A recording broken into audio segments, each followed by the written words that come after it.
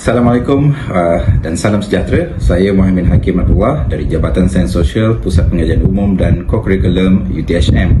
Hari ini saya dibantu dengan pelajar-pelajar saya dalam kursus Kenegaraan dan Pembangunan Mutakhir Malaysia akan kongsikan satu dokumentari berkaitan dengan salah satu subtopik dalam kursus.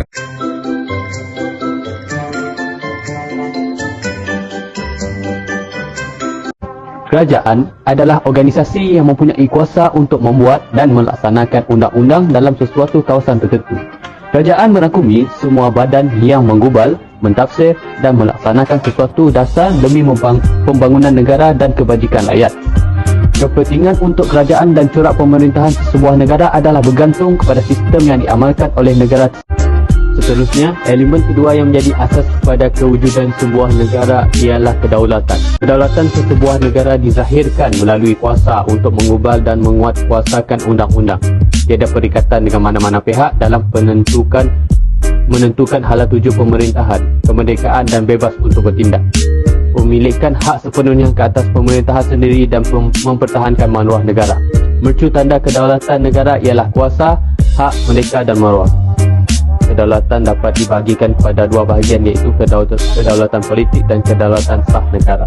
Ciri Malaysia sebagai sebuah negara berdaulat ialah mempunyai pemerintahan demokrasi. Masyarakat berbilang kaum mempunyai sempadan dan mempunyai kebebasan mengadakan hubungan dengan negara-negara lain. Kepentingan negara berdaulat ialah menjamin perpaduan dan kesejahteraan rakyat, membina negara bangsa yang kuat dan menjaga martabat bangsa dan negara. Istilah rakyat merujuk sekumpulan manusia, individu atau penduduk yang diduduki bersama dan terikat dengan undang-undang yang sama di sebuah negara. Setiap negara wujud apabila rakyat mengakui bumi yang dipijak. Di semenanjung Malaysia, etnik yang dominan ialah Melayu, Cina dan India. Manakala Sabah dan Sarawak pula wujud pelbagai etnik dan suku kaum. Sabah diwakili oleh kumpulan utama seperti Kadasan, Dusun, Murut dan Bajau. Sarawak diwakili oleh kumpulan utama ialah Dayak, Bidayuh, Melanau, Orang Ulu, Orang Iban dan Orang Penang. Antara sistem yang diamalkan ialah demokrasi, monarki, oligarki dan aristokrasi. Sistem pentadbiran yang sistematik adalah sangat penting kepada sesebuah negara. Antara kepentingan sistem pentadbiran yang sistematik adalah tapak menjana pembangunan dan kemajuan negara dan membantu mengekalkan keamanan dunia sejagat. Ia juga dapat mengekalkan kedaulatan negara dan menarik kemasukan pelabur-pelabur asing. Seterusnya, ia dapat meningkatkan kerjasama antarabangsa dan ia juga dapat meningkatkan kemajuan sains dan teknologi. Dari segi undang-undang, ia dapat melahirkan masyarakat yang mematuhi undang-undang. Terakhir sekali, ia dapat mengurangkan kes jenayah yang berleluasa. Sistem pentadbiran di Malaysia ialah demokrasi berparlimen dan raja berperlembagaan. Demokrasi berparlimen. Sistem demokrasi berparlimen ditarifkan sebagai pemerintahan oleh kerajaan yang berdasarkan kepada perwakilan rakyat menerusi institusi perwakilan rakyat sebagai kuasa yang tertinggi. Mekanisme pentadbiran sistem ini adalah menerusi pilihan raya yang diadakan. Pilihan raya ini boleh dibahagikan kepada pilihan raya umum atau pilihan raya kecil. Pilihan raya umum ini diadakan apabila Parlimen atau Dewan Undangan Negeri dibubarkan atau terbubar sendiri selepas tamat tempoh 5 tahun. Pilihan raya kecil pula berlaku untuk mengisi kekosongan kerusi Parlimen atau Dewan Undangan Negeri di luar jangka disebabkan oleh kematian, berletakkan jawatan, hilang kelayakan dan pembatalan keputusan pilihan raya oleh Mahkamah Pilihan Raya. Pilihan raya ini diuruskan oleh sebuah badan bebas dikenali sebagai Suruhanjaya Pilihan Raya atau SPR. Di peringkat persekutuan, calon perwakilan rakyat dikenali sebagai calon ahli parlimen. Di peringkat negeri pula, calon perwakilan rakyat dikenali sebagai calon ahli Dewan Undangan Negeri atau ADUN. Proses pemilihan pemimpin membolehkan persaingan di antara parti-parti politik berlaku di peringkat persekutuan dan negeri. Unsur penting bagi persaingan ini adalah konsep majoriti yang bakal menentukan parti politik terbanyak menduduki badan perundangan. Individu yang menang sebagai perwakilan rakyat di peringkat negeri akan menduduki Dewan Undangan Negeri. Individu yang menang sebagai perwakilan rakyat dalam pilihan raya di peringkat parlimen akan menduduki kerusi di parlimen. Parti politik yang mempunyai bilangan kerusi yang lebih banyak akan mempunyai suara yang kuat dalam proses penggubaran undang-undang dasar. Parti politik yang mendapat bilangan kerusi majoriti berhak menubuhkan kerajaan bagi mentadbir urus negara. Raja berperlembagaan. Raja berperlembagaan adalah salah satu sistem yang mengiktiraf raja sebagai raja negara dan sebagai langkah pengiktirafan kepada tradisi politik pemerintah Kesultanan Melayu. Sehaluan dengan peredaran masa, sistem beraja ini telah dimodernkan menjadi raja berperlembagaan.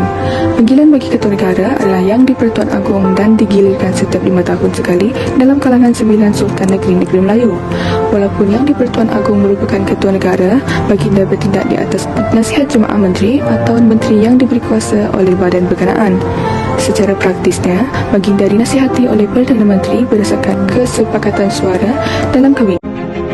Baginda mempunyai beberapa kuasa putih bicara yang tidak boleh dipertikaikan oleh mana-mana individu atau pihak, iaitu tidak mempersetujui permintaan pembubaran Parlimen, melantik Perdana Menteri dan meminta masyarakat Majlis Raja-Raja diadakan. Baginda bukan saja ketua negara tetapi juga sebagai simbol perpaduan dan keamanan. Antara rangka untuk mempertahankan sistem pentadbiran yang sistematik di negara kita, rakyat perlu mengambil peranan dalam memilih pemimpin mereka melalui pilihan raya bagi melambangkan suara rakyat serta mempunyai unsur demokrasi sama ada di Dewan Undangan Negeri maupun di Parlimen. Menteri-menteri perlulah bertanggungjawab dalam menjalankan tugasan mereka dan mengelakkan diri dalam perkara-perkara negatif seperti terjebak dengan gejala rasuah. Sebelum undang-undang yang digugat oleh Parlimen atau Dewan Undangan Negeri dijalankan, ia perlu mendapat persetujuan daripada Yang di-Pertuan Agong. 3 badan utama akan memastikan pentadbiran dan pengurusan kerajaan Malaysia berjalan dengan lancar, iaitu eksekutif, perundangan dan kehakiman. Badan eksekutif berperanan untuk melaksanakan dan menguatkuasakan undang-undang, manakala badan perundangan berperanan sebagai pembuat dan pengubah undang-undang, dan akhir sekali badan kehakiman pula berperanan untuk mengadil dan mentafsir undang-undang. Suruhanjaya Pilihan Raya meletakkan syarat bagi pemimpin untuk bertanding dalam pilihan raya maupun di Dewan Undangan Negeri ataupun di Parlimen bagi memastikan kredibiliti seorang pemimpin itu dalam menjalankan tugasnya untuk memerintah. Sebuah negara penting untuk kita mengutamakan kerjasama di antara badan eksekutif. Hal ini kerana sesebuah negara memerlukan kerjasama yang tinggi untuk memastikan pentadbiran yang dijalankan oleh kerajaan berada di dalam keadaan yang sistematik dan tidak kucar-kacir. Rakyat juga perlu bijak dalam memilih ketua ataupun wakil rakyat untuk mengendali sesebuah kerajaan. Akhir kata, kemajuan negara bergantung kepada sistem pentadbiran yang stabil di dalam sesebuah kerajaan. Oleh itu, kita mestilah mempertahankan sistem pentadbiran di negara kita.